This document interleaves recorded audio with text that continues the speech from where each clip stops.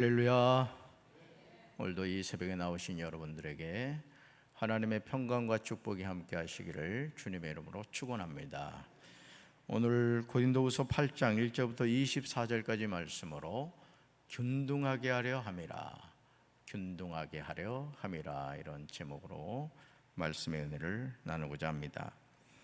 의식주는 사람이 살아가는데 기본이죠. 그런데 지금도 의식주가 해결되지 않아서 고통당하는 사람들이 많습니다. 요즘도 그런 사람들이 있느냐고 반문하시겠지만 국민소득이 높아갈수록 반대로 소득 불균형으로 고통당하는 분들이 더 많아진다는 사실을 잊지 말아야 됩니다. 사실은 이 하나님이 이 지구촌에 사는 70억이 넘는 사람들 한 명도 굶어 죽지 않게 다 공급해 주시거든요. 근데 문제는 이 소득 불균형으로 말미암아, 어제도 제가 어떤 책을 읽었는데 그 이건희 회장 이제 살아있을 때 얘기예요. 그 주식 배당금만 해도 1년에 1,400억이 넘는다 그러죠. 전혀 표정의 변화가 없었어요. 지금 1,400억이 얼마인지를 몰라서 그냥 가만히 있어도 1,400억 배당금을 받는다는 거죠. 자, 보세요. 정해진 것은 일정한데 어느 사람이 많은 것을 가져가게 되면 나머지 사람들은 그 나머지 가지고 나눠 써야 되는 거죠. 이게 바로 소득 불균형이라는 것입니다. 사람이 돈을 버는 것도 능력입니다. 여러분, 성경을 보면요, 돈 버는 능력도 우리에게 주셨다고 그랬어요. 저는 우리 강경제일교회 성도 여러분들에게 이 은혜가 함께 하시길 주님의 이름으로 축원합니다.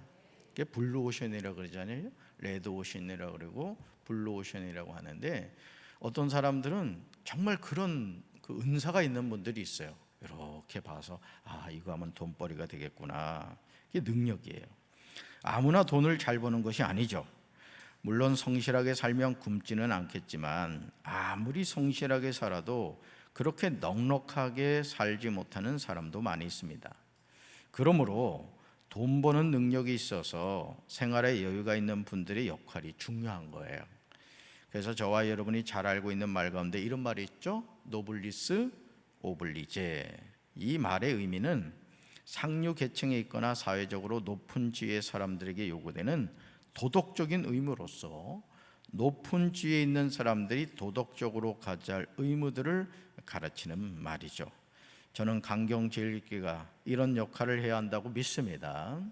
가정에서도 예전에 부모님들이 그 장남에게 재산의 반 이상을 줬던 이유는 큰아들이 잘 돼야 그 큰아들이 나머지 동생을 챙긴다, 이런 어떤 모종의 그 약속, 그런 신뢰가 있었기 때문에 그런 것이죠. 주님의 몸인 강경제일교회와 모든 성도가 하나님 앞에서 감당해야 하는 소중한 의무입니다. 우리가 모교회라는 이 거룩한 부담감을 여러분이 잘 기억하시고, 우리 강경제일교회가 해야 할 역할이 무엇인가 늘 여러분 깨닫고 그 일에 동참하게 되길 주님의 이름으로 축원합니다. 첫 번째로 2절을 보시면 환난의 많은 시련 가운데서 풍성한 연보를 넘치도록 할 수 있어야 합니다. 바울은 1절에서 감동적인 은혜를 고린도 교회 성도들에게 알려주고 있습니다. 1절 읽습니다. 형제들아, 하나님께서 마게도냐 교회들에게 주신 은혜를 우리가 너에게 알리노니. 아멘.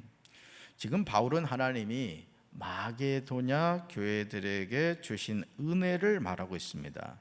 그렇다면 그 은혜의 내용이 무엇일까? 2절에 나오죠. 같이 읽습니다. 환난의 많은 시련 가운데서 그들의 넘치는 기쁨과 극심한 가난이 그들의 풍성한 연보를 넘치도록 하게 하였느니라. 아멘. 바울이 2절에서 말하는 내용은 상당히 모순이 있습니다. 아니, 어떻게 환난의 많은 시련 가운데서 마게도냐 교회에 넘치는 기쁨과 극심한 가난이 풍성한 연보를 넘치도록 하게 할 수 있겠습니까? 뭔가 앞뒤말이 맞지 않아 보입니다. 현대인의 성경은 동일한 내용을 다음과 같이 번역하고 있습니다. 같이 읽습니다. 그들은 온갖 어려운 시련과 가난에 쪼들리면서도 오히려 넘치는 기쁨으로 헌금을 많이 하였습니다. 아멘. 그렇습니다. 마게도냐 교회들이 헌금을 많이 한 이유는 그들이 넉넉해서가 아니었다는 거죠. 온갖 어려운 시련과 가난에 쪼들렸습니다. 하지만 넘치는 기쁨이 더 많은 헌금을 하게 한 거예요. 그래서 제가 주일날 이렇게 재무부 가서 결제를 하고 성도님들이 헌금한 거를 쭉 봅니다. 쭉 보면서 진짜 어떨 때는 뭐 이렇게 좀 감동이 될 때가 있어요. 사실 지난번에 그 직분자 감사헌금을 이렇게 쭉 드린 걸 제가 봤는데 그걸 보면서도 제가 그런 감동이 있었습니다. 여러분, 우리가 이 헌금을 드린다는 것을 자꾸 돈의 개념으로 보면은 정말 힘듭니다. 사실은 지금 먹고 살기도 바쁜데 무슨 헌금을 어떻게 하라는 얘기입니까? 그렇죠? 그런 생각을 많이 하게 되죠. 그렇지만 하나님께 헌금을 드린다는 건 뭐냐? 정말 믿음으로 드린다는 것이죠. 여러분 3절, 4절, 5절을 보시면 그들이 많은 헌금을 할 수 있었던 자세가 나와요. 헌금을 할 때 자세가 있다고요. 헌금은 여유가 있다고 많이 하는 게 아닙니다. 제가 언젠가도 말씀드렸잖아요. 100만 원 수입일 때 11조 10만 원 하죠. 그렇죠? 1000만 원일 때는요 100만 원을 합니다. 1억일 땐 1000만 원 하죠. 그런데 그렇게 하지는 않는다는 거죠. 100만 원일 때 10만 원은 그냥 기쁜 마음으로 드리는데 수입이 커질수록 11조를 쳐내기 시작한다는 거예요. 참 모순적이지 않아요? 여러분 100억 만약에 여러분이 월 소득이면 11조 얼마예요? 10억이죠. 그렇게 바치실 수 있겠어요? 다 마스크 쓰고 있잖아. 안 하겠다고. 그러니까 여러분, 우리가 이 물질을 다스릴 수 있는 능력이 있어야 됩니다. 아멘. 그래서 여러분이 돈 버는 능력도 받으셔야 되겠지만은 그 돈을 다스릴 수 있는 능력도 꼭 받으셔야 돼요. 여러분, 젖먹이 어린아이에게 100억 주면 무슨 의미가 있겠습니까? 그건 종이와 다를 바가 없는 것이죠. 그러나 성인은 그 돈을 가지고 의미 있게 쓸 수가 있는 것이죠. 자, 하나님의 뜻에 따라 먼저 자신을 하나님께 드리기를 사모하는 사람이 자원하여 힘을 다하여 드립니다. 그러니까 여러분, 헌금 생활은요 먼저 자신을 드리는 거예요. 뭘 드리죠? 마음을 먼저 드리는 겁니다. 하나님의 약속을 신뢰하고 그 신뢰하는 마음가짐이 있어야 물질이 뒤따라와서 헌금을 하게 되는 거예요. 아멘. 자, 말씀 볼까요? 3절부터 5절 같이 읽습니다. 내가 증언하노니 그들이 힘대로 할 뿐 아니라 힘에 지나도록 자원하여 이 은혜와 성도 섬기는 일에 참여함에 대하여 우리에게 간절히 구하니 우리가 바라던 것뿐 아니라 그들이 먼저 자신을 주께 드리고 또 하나님의 뜻을 따라 우리에게 주었도다. 아멘. 마게도냐 교회 성도들은 할 수 있는 만큼만 아니라 능력 이상의 것을 드렸습니다. 바울이 기대했던 것 이상으로 먼저 자신을 주께 드리고, 따라합시다. 먼저 자신을 주께 드리자. 아멘. 자, 먼저 자신을 주께 드리고 난 후에 하나님의 뜻대로 주었던 것이죠. 헌금에 대한 우리의 자세는 인색하지 않아야 한다는 거예요. 그래서 여러분 새벽마다 우리 교회는 이제 헌금을 하신 분들을 호명합니다만은 이거를 자칫 여러분이 오해하시면은 또 그 시험 들 수가 있습니다. 근데 헌금은 먼저 뭘 드리고 마음을 드리고 그다음 뭘 드린다? 물질을 드리는 거야. 그러니까 여러분이 이 순서를 놓치지 마시고 여러분도 하나님을 향한 이런 마음을 갖게 되길 주님의 이름으로 축원합니다. 두 번째로 7절 보시면요, 주님의 일꾼은 믿음과 말과 지식과 모든 간절함과 모든 일에 풍성해야 합니다. 하나님의 일은 자원해서 하는 거예요. 자원해서. 이런 자원하는 심정을 가질 때 우리는 자신을 먼저 주님께 드리게 되죠. 하나님의 뜻에 순종하게 됩니다. 그러니까 여러분, 우리가 하나님의 일을 할 때도요 기쁨으로 해야 돼요. 기쁨으로. 아멘. 그게 제일 좋은 거예요. 그러니까 여러분 참 그래서 사람이 마음이 중요한 거예요. 마음이 하나님의 일을 할 때도 어떤 일을 하든지 여러분 기쁜 마음으로 하세요. 기쁜 마음. 누구 일이에요? 하나님 일이잖아요. 하나님 일을 하는데 그냥 입이 이만큼 나와가지고 해보세요. 이 담임 목사가 돼서 이렇게 목회자들, 이 부교육자들 이렇게 어떤 일을 시켜보면은 뭐 딱 얘기를 하면 어떤 우리 여기 강경제일교회 우리 전도사님들은 참 제가 정말 칭찬해주고 싶어요. 참 좋은 사람들만 있어요. 우리 김 전사도 있지만은 좀 괜찮죠, 그죠? 장이야, 장. 근데 이렇게 일을 이렇게 시켜보면요, 벌써 이 표정에 다 나타나요. 표정에. 아이, 저거 왜 또 나한테 시키지? 아이, 재수 나빠라. 막 이런 게 보인다고요. 성도 여러분들은 안 보이는 것 같아요? 여러분도 마찬가지예요.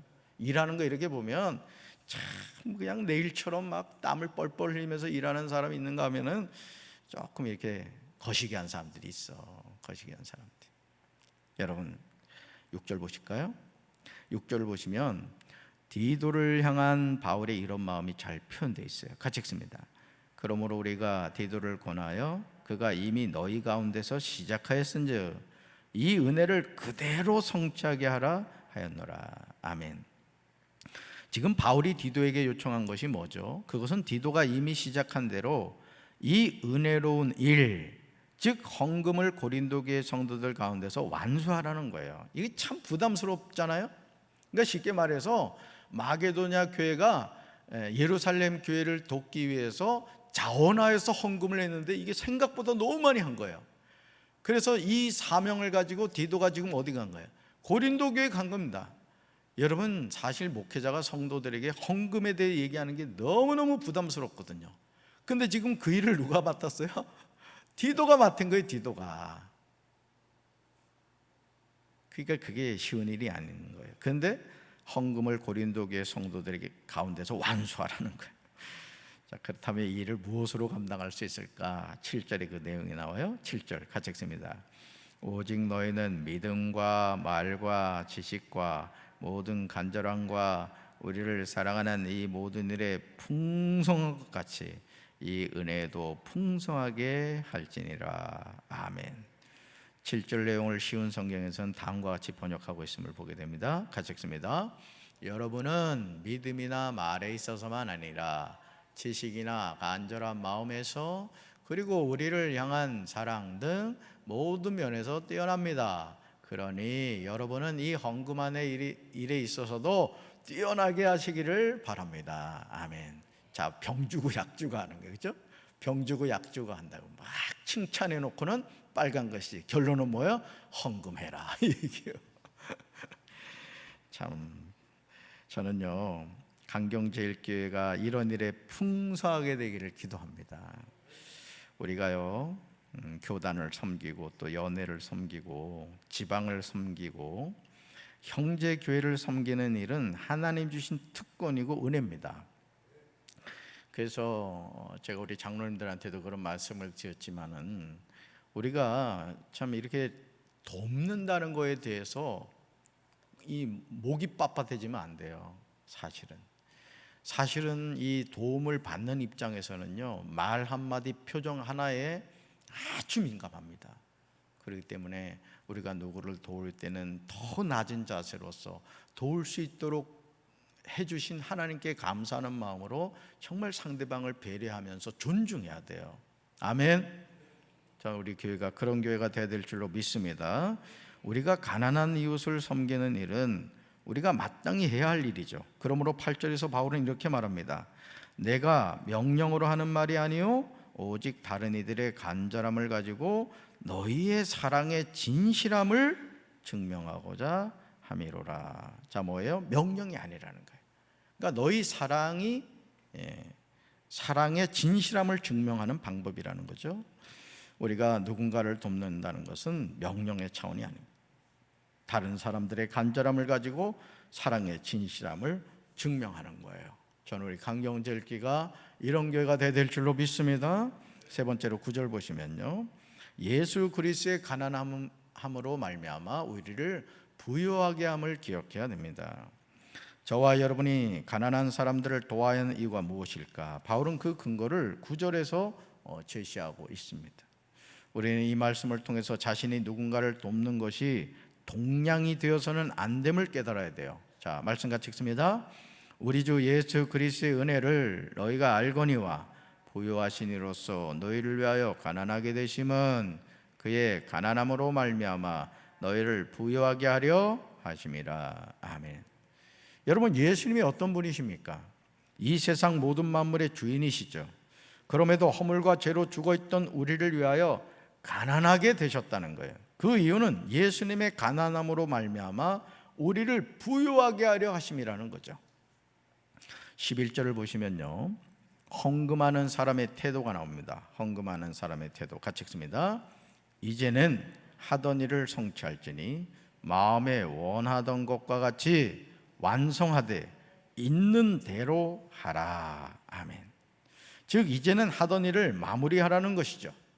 예루살렘 교회를 돕기 위해서 너희들이 헌금을 하는 그 일을 지지부진하지 말고 결단하고 빨리 마무리해라, 이런 뜻이에요. 그러면서 12절에서 중요한 말을 합니다. 12절 같이 읽습니다.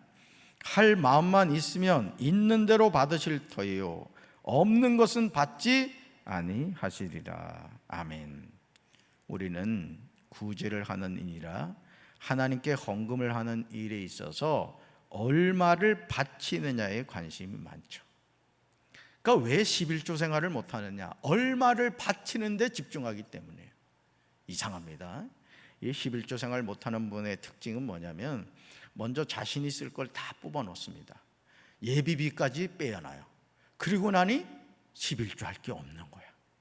근데 11조 생활하는 사람은요, 첫 번째로 소득의 11조부터 떼놓습니다. 그리고 필요한 것을 정리해 가죠. 그러니까 하나님이 주신 물질을 어떻게 접근하느냐가 아주 중요하다는 것이죠. 하나님은 우리가 가지고 있지 않은 것을 바치기를 원하는 것이 아니에요. 우리가 가진 것을 바치기를 원하십니다. 이것을 놓치면 우리는 헌금 때문에 시험 들게 됩니다. 바울은 14절에서 누군가를 돕는다는 의미가 뭔가를 알려줘요. 누군가를 돕는다는 게 뭐냐? 같이 읽습니다. 이제 너희의 넉넉한 것으로 그들의 부족한 것을 보충함은 후에 그들의 넉넉한 것으로 너희의 부족한 것을 보충하여 균등하게 하려 함이라. 아멘. 물질은 한 곳에 머물러 있지 않습니다. 물이 흘러가듯이 물질도 흘러갑니다. 그러므로 물질이 나에게 있을 때 주님을 위하여, 이웃을 위하여 쓸 줄 아시기를 바랍니다. 나에게 있는 돈이 내 것이 아니라는 거예요.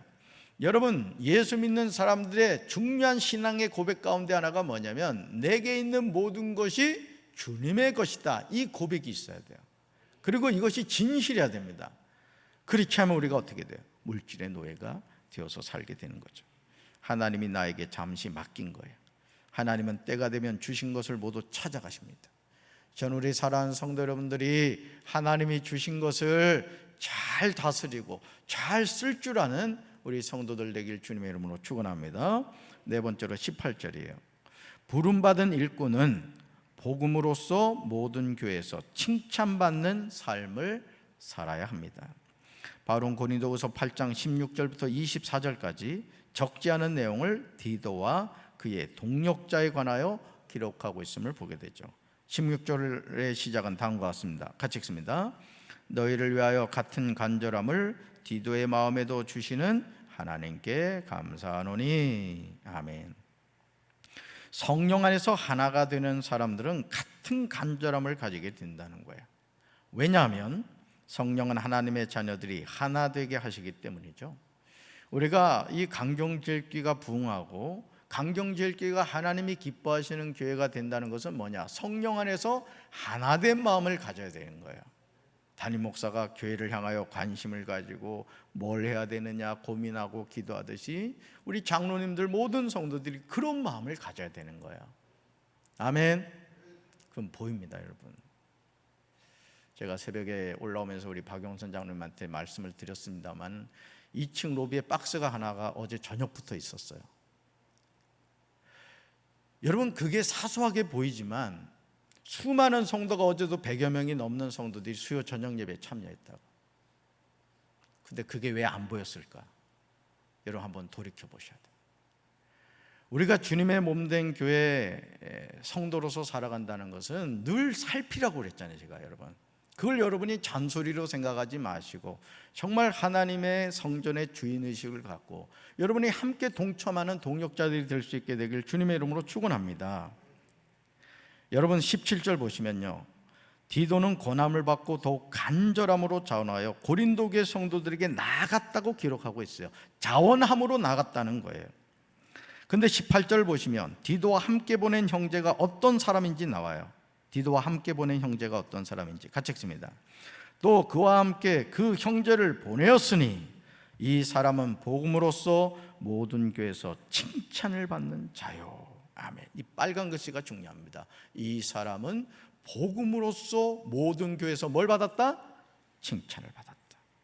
저는 강경제일교회 모든 성도가 복음으로써 모든 성도에게 칭찬을 받게 되시길 주님의 이름으로 축원합니다. 성도는 복음을 전하는 일로 모든 교회에서 칭찬이 자자한 사람이 되어야 돼요. 왜냐하면 주님이 우리를 불러주신 목적이기 때문에 그렇습니다. 여러분, 교회가 살아있다는 게 뭐죠?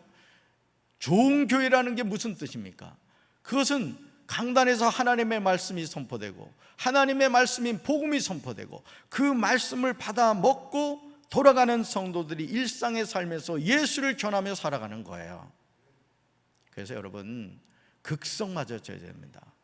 예수 믿는 사람은 누구를 만나든지 예수 얘기를 해야 되는 거예요. 아멘. 그런 교회가 살아있는 교회입니다.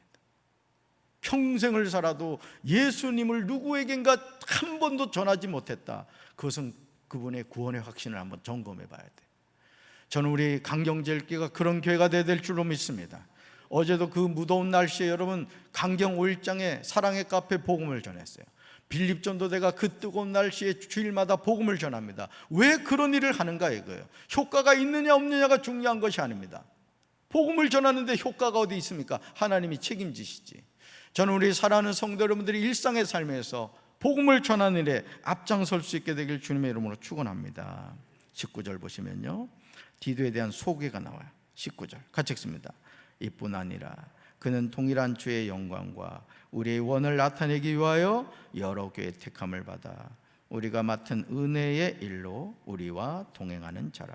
아멘.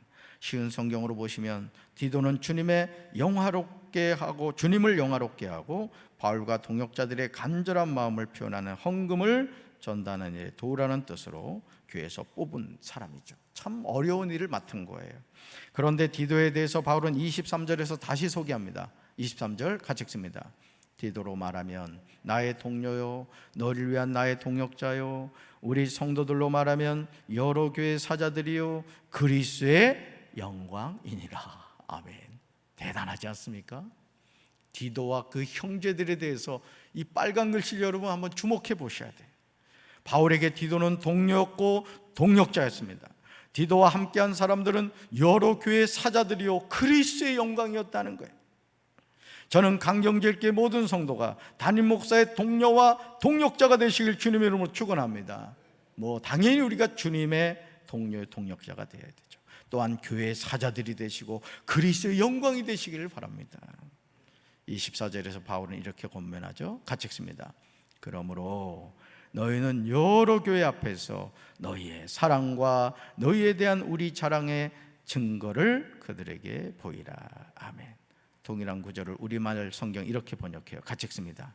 그러므로 여러분은 여러 교회 앞에서 여러분의 사랑과 여러분에 대해 우리가 자랑하는 증거를 그들에게 보여주십시오. 아멘. 신앙은 삶을 통해 나타내야 돼요. 신앙은 삶을 통해 나타내야 됩니다. 어디를 가서 누구를 만나든지 저 사람 예수 믿는 사람이구나. 강경제일교회를 다니는데 권사래? 그럼 그렇지. 장로래? 그럼 그렇지. 여러분 삶을 통해 자연스럽게 나타내요. 그러니까 여러분 말을 조심하게 되고 행동을 조심하게 되는 거예요. 왜? 나는 하나님의 자녀고 강경제일교회 모델이기 때문에 그렇죠. 삶이 없는 신앙은 가짜입니다. 진짜가 돼야 돼요.